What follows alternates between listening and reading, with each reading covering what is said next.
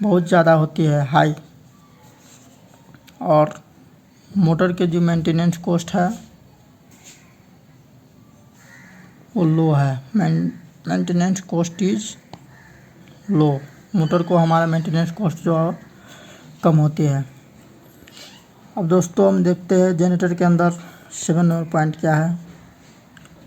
ये यूज होती है पावर स्टेशंस, जो हमारा हाइड्रो पावर वगैरह होती है, होम, इंडस्ट्रीज या फैक्ट्रीज में हमेशा यूज करते हैं। इंडस्ट्रीज, फैक्ट्रीज जनरेटर को यूज करते हैं। नंबर 7 नंबर पॉइंट, मोटर में देखा जाए तो इसे हम कहाँ यूज करते हैं? घर में यूज करते हैं, होम।